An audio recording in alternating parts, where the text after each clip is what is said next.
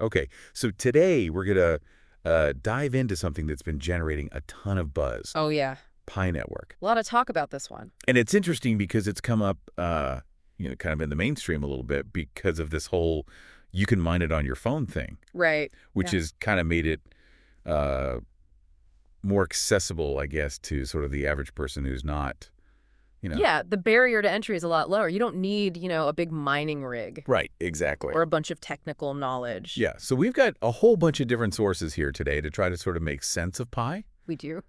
We've got some YouTube analysis. We've got some articles from financial news sites, and even some stuff from Pi Network themselves. Their own website, yeah. Yeah, so we're going to try to sift through all of that and figure out, what's real, what's hype, and what are the things that our listeners should be aware of if they're thinking about getting involved with Pi. Totally, because I think there's a lot of misinformation out there, a lot of people making big promises. And it can be hard to sort through all of that, Right. especially with something like Pi Network, which, is aiming to be more than just a cryptocurrency. They're talking about, a whole ecosystem, Yeah. developer platform, social currency, all these things. Yeah, it's like a lot of big ideas. Big vision. Yeah. So let's start with just some of the basics. Like, Right. how many Pi tokens are there actually supposed to be out there in the world? But what's the total supply? The total supply is capped at 100 billion, Pi. 100 billion. Okay. which is a lot. That's a huge number. It is. And, a big chunk of that 65% is allocated to community mining rewards. So that's the part that you as a user could potentially get your hands on. And then Yeah. there's 10% for foundation reserves, 5% for liquidity, and then 20% is set aside for the core team. Okay, so that's how it's all split up. But what about, right now, what's actually circulating out there? What's the current supply? Right now, it's way lower than that 100 billion. We're looking at somewhere around 6.79 billion, according to Binance and CoinMarketCap. Okay. But then Forbes is reporting a little bit higher at 6.93 billion. So there's a discrepancy already, huh? Yeah, a little bit of a difference there. Interesting. But the point is it's nowhere near that max supply yet. Right, so that kind of staged release of these tokens, that has to affect how the price moves, right? Absolutely. It can create a lot of volatility, especially as more tokens get unlocked and enter the market. So speaking of price, let's talk about what Pi is actually trading at right now. As of today, April 2nd, 2025, Pi is hovering around the $0.68 to the $0.70 range. Okay. Depending on where you look, Binance has it at 0.6865 $209. Forbes is a little higher at 69171. CoinMarketCap is 0.687 Cs, and Crypto.com is at 0.69099. Okay, so pretty consistent across those different sources. Yeah, generally in that same ballpark. But it's been going down, right? Oh, yeah. It's definitely taken a hit recently. I mean, in the last 24 hours, it's down over 3%, according to Binance and CoinMarketCap. Over the past week, Binance is showing a drop of more than 12%. Ouch. And if you look at the last 30 days, it's down a whopping 59% on Binance. That is a huge drop. What is going on there? Well, I mean, that kind of sharp decline, especially over the last month, suggests that something has shifted either in the market sentiment or, maybe it's related to some of the token unlocks we'll be talking about. Right. It just shows how volatile this market can be, especially for a newer project like Pi that's still trying to find its footing. Yeah, for sure. And it's not like it's always been this low. Yeah. I mean, if we look back just a little bit, what was Pi's all-time high? Yeah, so the all-time high seems to be somewhere between $2.95 and $2.98, and that was reached just about a month ago in February 2025. Okay. We see that reported by Forbes, Binance, and CoinMarketCap. So just about a month ago, it was almost at $3. Yeah, it's crazy, right? And now it's down to less than $1. It's a wild ride. And what about the all-time low? That seems to have happened around the same time as the high, actually, in that February 2025 time frame. The lowest it's been is between 0.6152 and 63 cents, according to Forbes and Cointelegraph. So from almost $3 down to 60 cents in basically the same month. Yeah, that kind of rapid swing is a big red flag for a lot of people. It suggests a market that's still trying to figure out what Pi is actually worth. Right, it hasn't really stabilized yet. Not even close. It's all speculation and hype right now. So let's talk about what some of the people who watch these charts for a living are saying about Pi. Okay, sounds good. So there's this YouTube analyst who goes by the name Milkshakematty, and he's actually pretty bullish on Pi, at least in the short term. Oh, really? Yeah, he's pointing to some technical patterns on the charts, things like a wedge shape and a double bottom, and he says these could signal that the price is about to turn around. Okay, so for people who aren't familiar with all the technical jargon, what does that actually mean? Well, a double bottom is basically when the price drops to a certain level twice, and then bounces back up, it can suggest that buyers are starting to see that level as a good deal, and they're stepping in to buy, Mm. which can push the price back up. Okay, that makes sense. And what about the wedge shape? A wedge is a pattern where the price is kind of squeezed between two converging trend lines, and when it breaks out of that wedge, it can move pretty significantly in one direction or the other. So basically, he's saying that these patterns suggest pi is ready to make a move, but we don't know which way yet. Right. And he also mentions that the price is currently sitting around the 78.6% Fibonacci retracement level, Hmm. which is kind of a fancy way of saying that it's pulled back a lot from its recent high, but it's now at a level where a lot of traders watch for potential reversals. Okay, so it's like a key support level. Exactly. So he's got these technical indicators, but what about his actual price prediction? Like, where does he see pi going? Well, he thinks it could hit $1.80 to $1.90s pretty quickly. Wow, that's a big jump from where it is now. Yeah, but he says it depends on a couple of things. One is the Fear and Greed Index, which is basically a measure of how confident or scared investors are feeling overall. And right now it's at 24, which is pretty low. It means there's a lot of fear in the market. And when people are fearful, they tend to shy away from riskier assets like crypto. Exactly. So Yep. he's saying that if that index starts to move up, it means people are getting more confident, and that could help push Pi's price higher. Makes sense. And what's the other thing he says pi needs? He says Bitcoin needs to start rising too. Because Bitcoin kind of sets the tone for the whole crypto market. Right, it's like the leader. And if Hmm. Bitcoin's doing well, it tends to lift all the other boats. So basically saying that if the market sentiment improves and Bitcoin starts pumping, then pi could really take off. That's his take. Yeah. Interesting. It is interesting. And you know what's even more interesting is that even though the overall market sentiment is pretty fearful right now, CoinMarketCap says that within the Pi community, the sentiment is super bullish, like Yeah. 88%. Wow, that's a huge difference. Like, why would the pi community be so optimistic when everyone else is freaking out? Yeah, that's a good question. I mean, it could be that they're just really true believers in the project. Like they really buy into the whole vision of Pi becoming this widely used everyday currency. Right. Maybe they're not as focused on the short-term price swings. Yeah, or it could be that because a lot of them mine their Pi for free, they don't have as much skin in the game financially, so they're not as worried about losing money. That's a good point. Their psychology is probably different from someone who bought pi on an exchange. Right. And also remember that Pi isn't listed on all the major exchanges yet. So maybe that bullish sentiment within the community just hasn't had a chance to translate into real buying pressure on the open market. Yeah, that makes sense. It's kind of like a contained bubble of optimism for now. Right. We'll see what happens when it gets listed on more exchanges. Speaking of exchanges, Brave New Coin is pointing to the recent listing of Pi on the BTCC exchange as a potentially positive sign, even though it didn't cause a huge price surge. Oh, yeah, I saw that it only went up like 1%. Yeah, to about $0.718. So not exactly a game changer. Not yet, but Brave New Coin is saying it could be a step in the right direction because it means Pi is becoming more accessible to more people. Right. More exchanges equals more liquidity, which is good for any cryptocurrency. Yeah, exactly. And they also point out that there's a lot of anticipation in the community for a Binance listing, Oh, yeah. Everyone's waiting for that one. right? Which hasn't happened yet. And, Binance is the biggest crypto exchange in the world. So if Pi gets listed there, it could really open the floodgates. Absolutely. It would legitimize pi in the eyes of a lot of people and give it a ton of exposure. Right.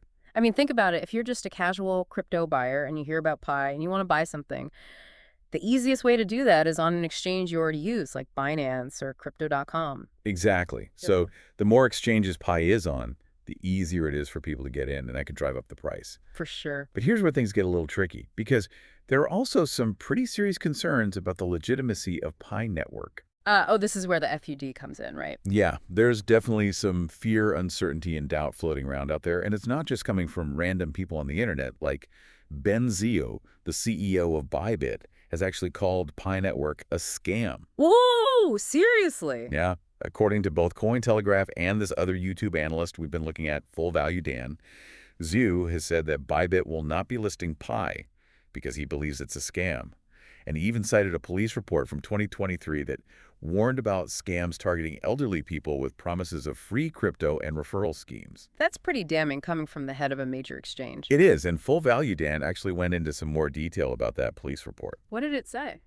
Well, apparently these scams often start by offering people free coins or really low investment thresholds to get them hooked, and then they use aggressive referral programs to grow their network really quickly.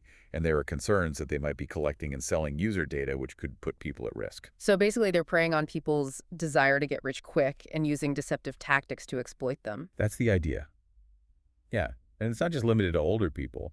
Like anyone who's not familiar with how crypto works could potentially fall victim to these kinds of schemes. Absolutely. It's a reminder that you always have to do your research and be skeptical of anything that sounds too good to be true.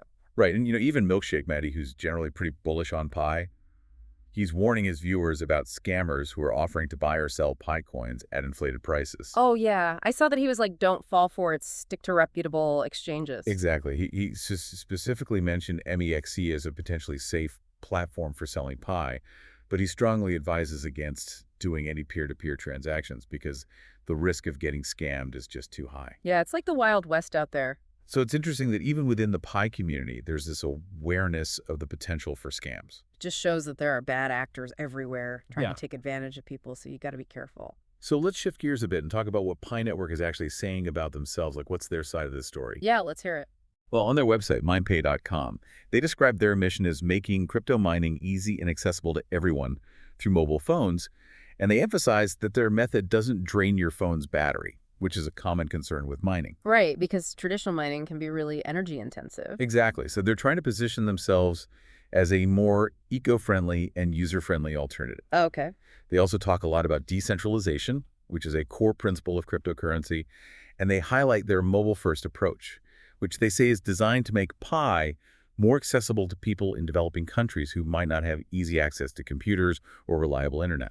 So they're going for mass adoption. Yeah, that's the goal. And they have a roadmap on their website that outlines their plans for the future. Okay, like what kind of things are they planning? Well, they mentioned things like Pi Chat, which is like a messaging app built into the Pi ecosystem, and Fireside Forum, which is a platform for discussions and community building. And then there's Brainstorm, which is supposed to be a way for users to contribute ideas and feedback to the development of Pi. Sounds ambitious. It is. And they also have plans for a Pi browser and a Pi wallet, which would allow people to use Pi for online transactions and store their Pi securely. So they're really trying to build out a whole ecosystem around Pi. Yeah, but there's a catch. Full Value Dan pointed out that the roadmap on their website looks like it's outdated, like there haven't been any updates for 2024. Not a good sign. Right, because a roadmap is supposed to be a living document that gets updated regularly to reflect the progress of the project. So if it's outdated, it could mean that they're not actually making as much progress as they claim, or that they're not being transparent about their plans. Exactly, and that can erode trust. Yeah, for sure. Now, CoinMarketCap has a section on Pi Network as well, and they basically reiterate the same description. It's a social cryptocurrency, a developer platform, and an ecosystem, all focused on real-world utility and accessibility. Okay. And they also give some background on the founders, Dr. Nicholas Kakalis and Dr. Cheng Diao Fan, who both have PhDs from Stanford. Oh, wow. So they're like legit Yeah. academics. Yeah, they're definitely not your typical crypto bros. So does that give Pi more credibility? I mean, it could. I think having founders with strong academic credentials can lend some legitimacy to a project, especially in the early stages. Because it suggests they have the technical expertise and the intellectual rigor to actually build something innovative. Right. But at the end of the day, it's not just about credentials. It's about execution. Yeah. Can they actually deliver on their promises and build something that people actually want to use? That's the million-dollar question. Right. And another important thing to note is Pi Network's KYC policy, which stands for Know Your Customer. Oh, yeah. KYC is super important in crypto these days. It is, because it helps prevent fraud and money laundering, and it's also becoming increasingly important for regulatory compliance. Right, like exchanges are required to collect KYC information from their users. Exactly.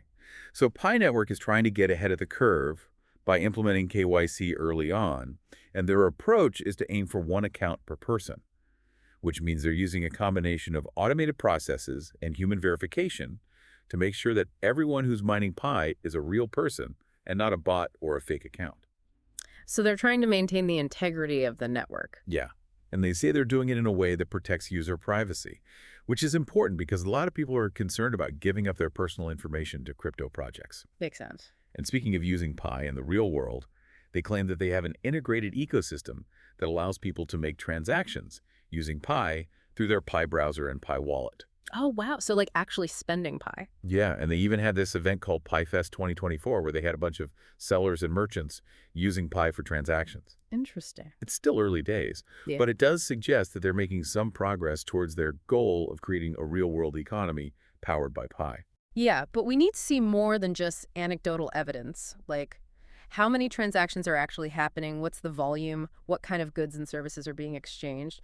Those are the metrics that will tell us if this ecosystem is truly gaining traction. Right, and we also need to be aware that there's this thing called Pi IOU that's being listed on some exchanges like Binance and CoinMarketCap. High IOU, what's that? Well, it's basically a speculative asset that's supposed to represent the future value of Picoin once it becomes fully released and tradable on major exchanges. Okay. But here's the important part.